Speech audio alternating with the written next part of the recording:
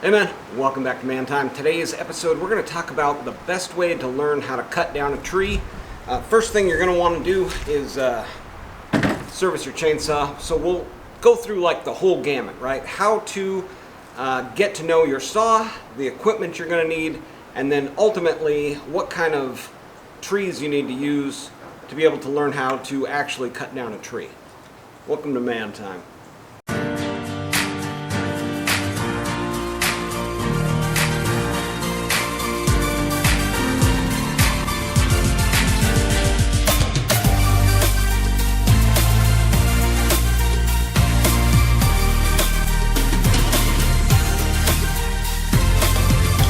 So, what is the best way to learn how to cut down a tree? Obviously, the right answer there is practice, right? But what do you practice on? How do you practice? What are the tools that you need? What are the safety gear that people recommend? I'm going to go through all that stuff today on today's video. I'm going to get you right in here on the bench. We're going to go through a couple chainsaws that I've got setting out. These are going to be smaller saws. Again, this is a beginner kind of tutorial on everything you're going to need for cutting down trees. If you don't know how to do this already, it is an excellent and fun thing to know how to do, right? If you're the guy with the chainsaw and there's a storm or storm damage and they know they can call you, it's a pretty rewarding experience to help out a neighbor, a friend, or just in general help your community out with cleanup from a storm, right? So I'm going through just like beginner type of chainsaws that are super cheap, available at your big box stores. This one's going to be a Husqvarna 240. I've also got a antique type of chainsaw, Husqvarna 44 Rancher. I've done a little bit of work to this one, so that one's going to be fun. I'm probably going to be using that one for the demonstration part of the video. And then I've also got a 194. And we're going to go through, first things first, saw maintenance. How do you maintain your saw, and how does the saw actually operate? What are all the things you need to check, if you're just getting into it and learning? So before you go into the woods and before you even touch the saw to the wood, you're going to want to know all of the stuff I'm going to show you. We're going to get right in on the bench here and take a close look at some of the things you need to do in preparation, and then of course also go through the safety gear. So first things first, I guess we'll go through the safety gear, everything you're going to need as far as safety stuff in the field. Of course, earplugs, those are going to be a must for most people. Again, this is just the recommendation from the normal chainsaw type of people, right? The manual for your chainsaw is going to have a lot of this stuff in it. So, first thing I would say there is with your new chainsaw purchase, make sure you read that manual.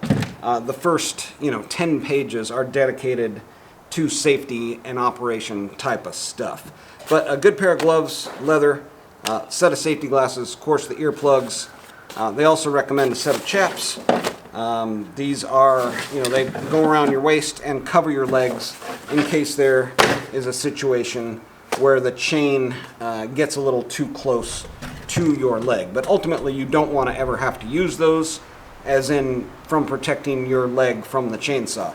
You should always stay in control of the chainsaw and not let it get down to where it's going to hit your leg. Of course, mixed gas, I use 40 to 1. So that is 40 parts of gas to 1 part of oil. And they've got those little measuring cups where you can do it that way. But the way I like to do it is just 8 ounces per 2.5 gallons, and you're right there at 40 to 1. Of course, some bar oil, that is going to go in this side here. You're going to have one of them that says oil. That's going to be your bar oil. You don't want to use used motor oil, stuff like that. The other one is your bigger one. Typically, it's going to be back here, is going to be your gas. Tools that you're going to need, basically 2 things. Tuning screwdriver, which they're kind of going by the wayside with the newer chainsaws, auto tune and that sort of thing. They've even kind of got them where some of the new saws, like this one here, they take a special tool. You can't just put a flathead down in there and adjust them like you used to be able to on some of these other models. Typically there's going to be like two types of chainsaw, what's called a homeowner chainsaw and a professional type of chainsaw. This one here is going to be what's coined as an arborist chainsaw. In Europe and some other places they call them a tree surgeon chainsaw. Yeah. Us Gen Xers were brought up a little bit different where, you know, no one was there to tell us how to do things, so we just kind of had to figure it out. And that's how I learned how to use a chainsaw. Ultimately, grabbed Dad's chainsaw with no experience, knowledge, or know-how, and went up to the woods and started making trails four-wheeling, just cutting down trees and cutting a path and just figuring it out, basically. But let's go over like the operation of the chainsaw, how to start it up, everything you're going to want to do there. You've got this safety switch here, so you aren't going to be able to pull the trigger unless this is down. You've got an on-off system of some sort with pretty much every chainsaw. You're going to have a choke, which on this one, it's right here. Your air filter is going to be in there somewhere, and you're going to want to know how to get to and service your air filter at some point. So we'll go through how to do that, but I mean, they're all just a little bit different, and you may have to tinker and again go to the manual to figure that stuff out. When you go to start your chainsaw, of course you have a brake, and not everybody knows that, but you want to make sure your brake is off is back, and that will mean your chain is free to spin. With the brake on, you should just make sure that yes, the brake works, and it's not going to spin with the brake on. Good idea to have a brake on there, but again, some of the older saws do not have the brake on it, and you just have to be cognizant that the chain will never be completely stopped from spinning other than the low RPM and the clutch that's in here. All these chainsaws have a clutch system.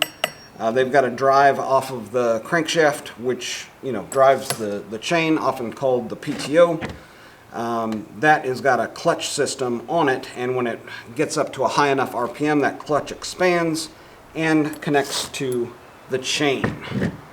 Alright, so this one here, let's start off with just the basic maintenance things you want to look for before you go to practice, right? The chain on this one is a little bit loose, right? So to tighten it up, you loosen up the nut here. Typically what people will do is they'll put their tip down and then go to tightening up the chain, and you just want to make sure there's no slack there before you again retighten this nut. And some chainsaws will have a screw on the side like that, and that's just basically advancing the bar forward, which takes up the slack in the chain, and then just make sure the chain still spins once you've got that slack out of the chain. So for this demonstration, I'm going to use what's called a rear handle chainsaw. Right, this one is called a top handle chainsaw. Some of us Gen Xers and boomers will call this a handsaw, because that's what it was initially marketed as, a chainsaw you could use with one hand. But yeah, before you start your practice, you're going to kind of want to get to know your chainsaw, right? It's got, again, the air filter on the back here. This one has the carburetor located just below that. And you want to make sure that everything is operating as it should, right? Pull the trigger and it advances. You've got a choke on this one right here. And you just want to make sure everything is connected and working as it should, especially if you're on, you know, a shoestring budget and you go to the pawn shop and you just get, you know, your first chainsaw. Pawn shop is a great place to shop for a first chainsaw. I've got several videos. They aren't going to be like up in this corner because I don't know how to do that, but if you subscribe to the channel and you go back and look, you can find, I think most recently I had a video where I got a pawn shop chainsaw, a Stihl MS660. So look for that one a few videos back, and I go through everything to look at on the chainsaw, your new to you chainsaw, to make sure that it's going to be a good running and reliable chainsaw throughout the day. So this one is bone dry, so it'll be exactly like starting a brand new chainsaw. You're going to want to put gas in the gas tank. And, oh, we are leaking. Why are we leaking? Is this... Okay, I may have to call an audible here and use the 240. I do remember on this one the fuel line. The fuel line was a little tricky to get in and around here. Yeah, so on this chainsaw, it's got like a grommet going through the plastic and then into the tank, and it's just, it's leaking a little bit. It's an old chainsaw. But let's go ahead and go through the starting procedure from this chainsaw to just kind of show you the basics of it, and then we'll go through on like a newer saw also. But I really want to run this one, so let's try it out first. Again, you're going to want to set half throttle. Some of these on the newer ones, you know, it's kind of all in one, right? You just pull out this blue thing and it puts it into the run mode, and it sets the choke, and it's got what's called either a purge bulb or a primer bulb. So, but let's try this one out. It is not leaking when it's up and down. First thing you're probably going to want to do is just pop it over a few times.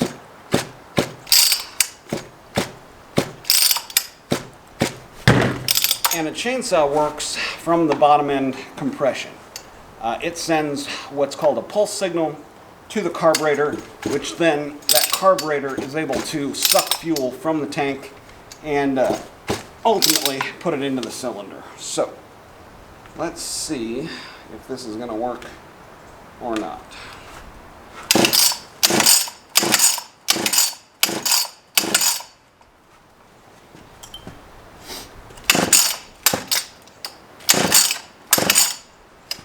There's a couple different ways to start a chainsaw. You just saw me doing the drop method there. But in the manual for like Stihl or Husqvarna, they recommend two ways: on the ground with your boot through here, pulling it over. I'm not doing that. I will also use one of the recommended methods, which is put the saw between your legs, hold on to the back handle here, and then pull it over that way.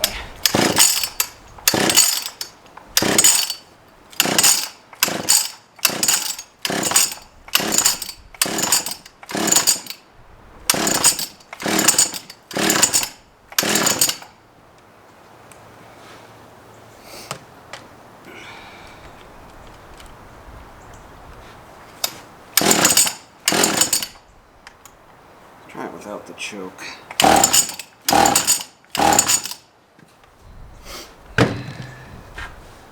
Yeah, it could take, you know, quite a few pulls the first time you go to fire up your chainsaw. Again, it is dry. This one was ran all the way dry. So the chain is dry. I'm sorry, the carburetor is completely dry. Whew.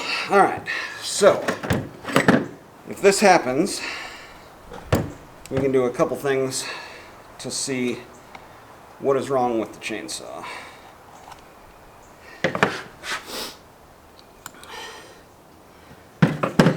First of all, taking off the air filter, looking down into the carburetor to see if there is any wetness, and there is.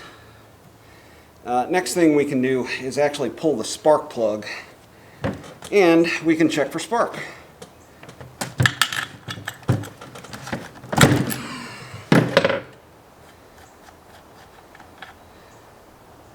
Oh yeah, it's soaked.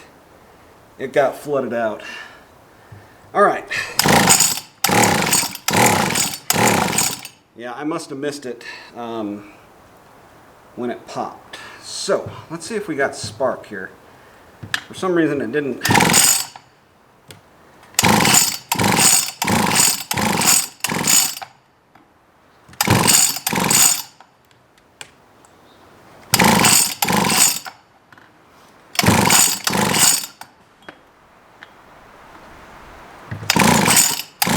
Yeah, there it goes.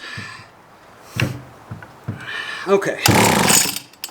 So, we know we've got spark and we know we've got gas. What happened on that one was I missed where it initially popped, kept pulling it over with it choked, and then it got flooded. So let's try it without choke and see if it's going to go, again with half throttle on, so you can kind of clear some of that gas out, get some air in there with it, and see if it'll run that away.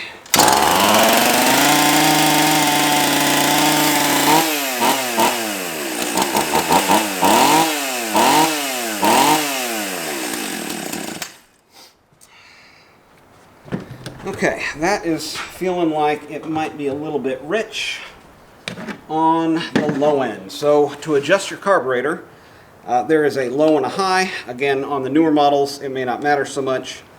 On this model here, it actually tells you low 1 turnout, high 1 turnout, and it's got the low and the high slots there. So match that up. I'm going to take a little fuel away from the low side, which is turning it clockwise. Right, if you turn it all the way clockwise, it basically shuts the gas off, and then you want to come out from there. There's also a idle adjustment screw, which is going to be on this one the bigger one, and on most chainsaws you'll have 2 up top, 1 big one on the bottom. That lower one is going to be your idle adjustment. In is opening up your throttle to let more air in. That's all it's doing there. And then, of course, low and high. Low is going to be typically toward the cylinder, and high is going to be further away from the cylinder. So, let's see if that worked. I turned down the low jet just a little bit and turned in the idle adjustment screw.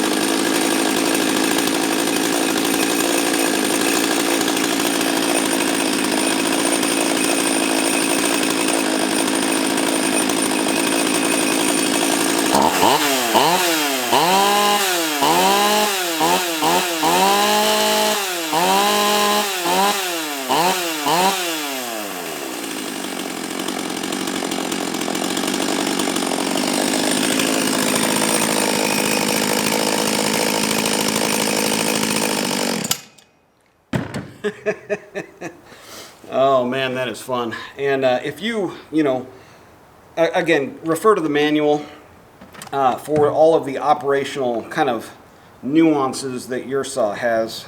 Again, this one is an older chainsaw, so it's not going to have all the same functionality. Another thing, you want to make sure to let your saw warm up before you go and actually put it in the wood.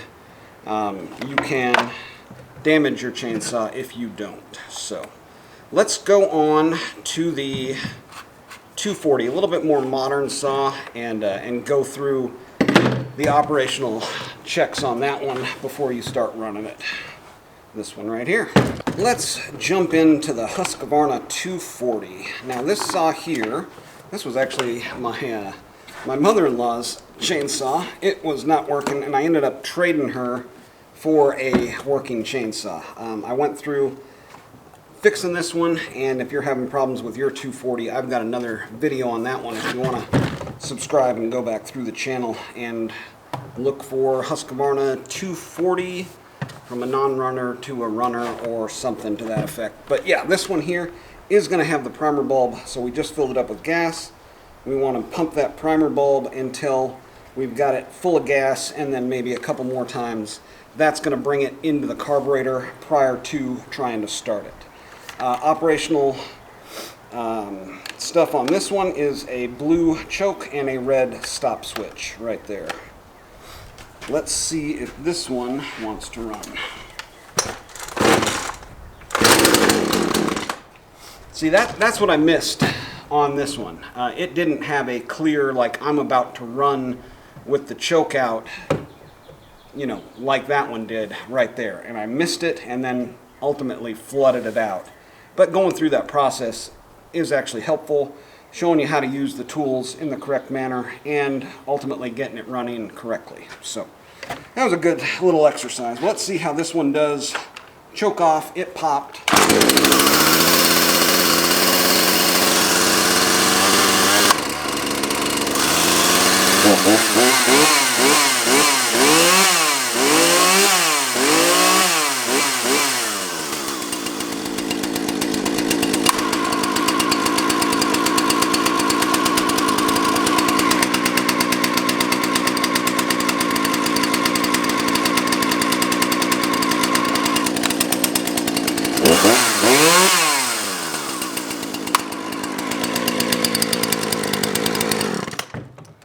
Okay, well that one went pretty smooth. Didn't learn too much from that one. If it starts like that, you're in business and you can go to start practicing.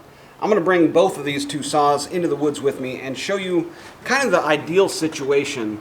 If I could recommend one way to practice, this would be it. Let's go. So right up behind me is the ultimate practice tree. There's no top in it. It's about 12 or 15 feet tall, and the woodpeckers have completely gotten a hold of it. At this point, you know, it's already dead. It's been dead for a while, right? So I'm going to go through and show you how to get the most practice out of this one tree that you can possibly get. You do want to make sure that it's like somewhat stable, because this one here is actually so rotten I could probably just push it over with my, body weight. But we're going to try to get some practice out of it. I'm going to bring you in real close and show you how to actually make your cuts in the tree and do it several times throughout this one tree. All right, I'm going to keep you really zoomed in here so you can, really see what's going on. But what you're going to do is you're going to put what's called a notch in the side of the tree that in the direction that you want it to fall. There's something called lineup marks on the saw. Again, I'm not a professional. I'm just showing you all the stuff that I wish somebody would have told me before I just grabbed Dad's chainsaw, went into the woods and figured it out, right? So we're going to put a notch in there. Again, it's in the manual. The typical recommendation for a notch is 1/3 depth. But for a tree like this that has nothing in the top that's going to, be pulling it one direction, we're going to want to come at least halfway into the tree with that notch. And we're going to want to keep it high, right? So I'm assessing the tree. In this case, it's got a slight bend going this way. So I'm just going to work with that, put my notch in the front, and then come in the back. And we'll talk about it here as we go. But what you want to do is put it up high, and that way you can make multiple notches and practice. All right, let's do it. I just brought the 240. The other one I went to fill it up with bar oil and it leaked on me, so I decided not to. In order to restart it without the choke, you pull the choke out on this model, push the choke back in, and that sets it on high idle and puts it into run simultaneously.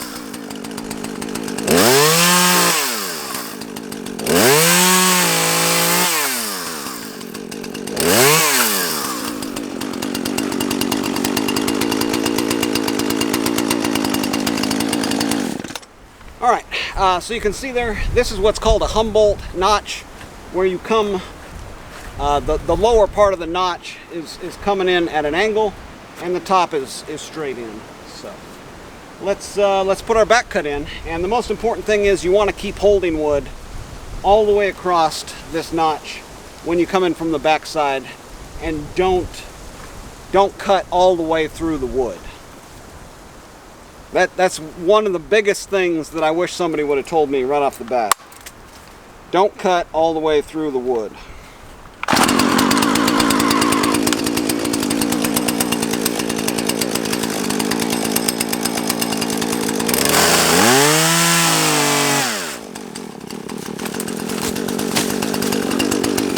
And wouldn't you know it, I cut all the way through the wood.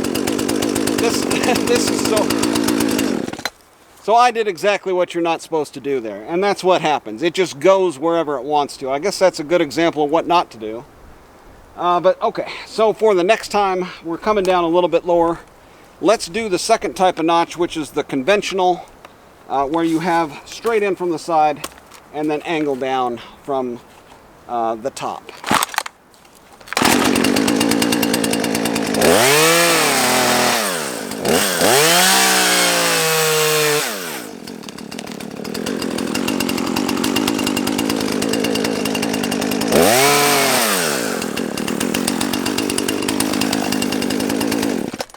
And here again, the most important thing is it's completely cleaned out from this side meeting up with this side. All right, let's see if we can manage to not go into the notch with the back cut this time around.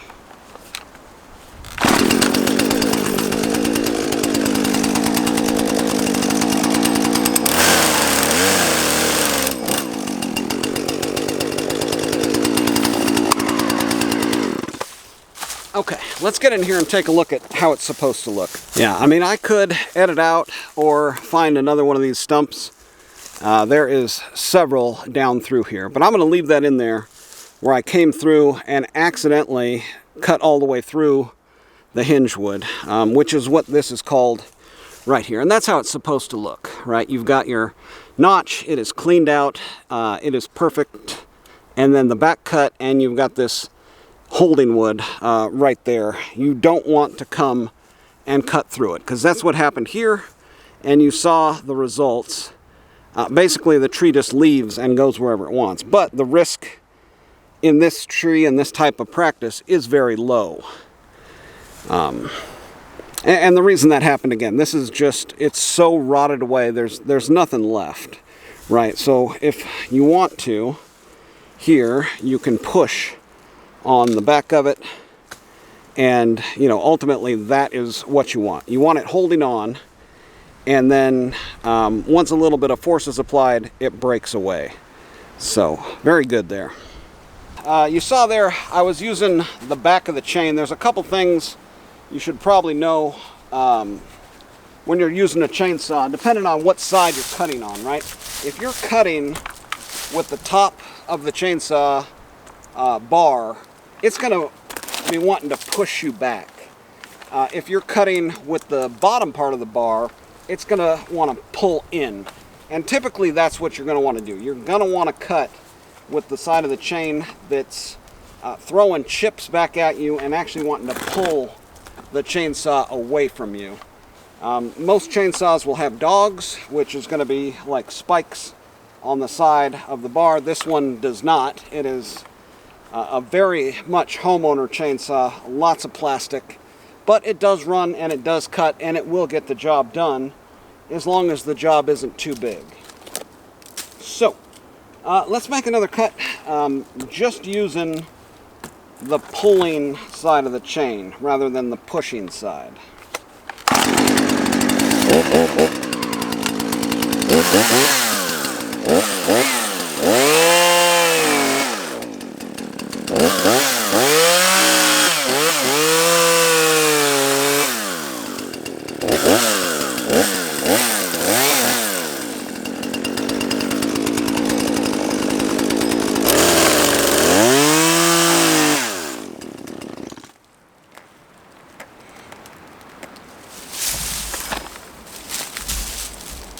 Come around, look on the other side.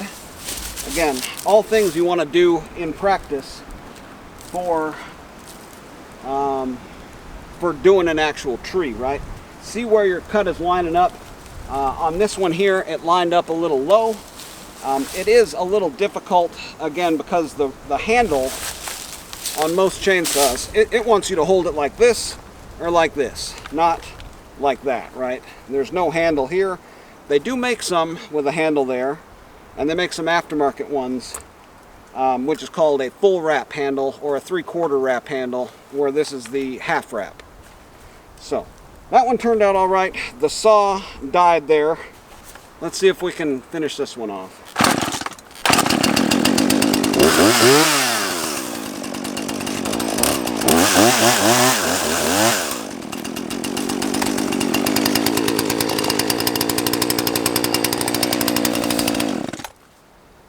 All right, well, there you go. That was how to, basically the best way that I've found to practice.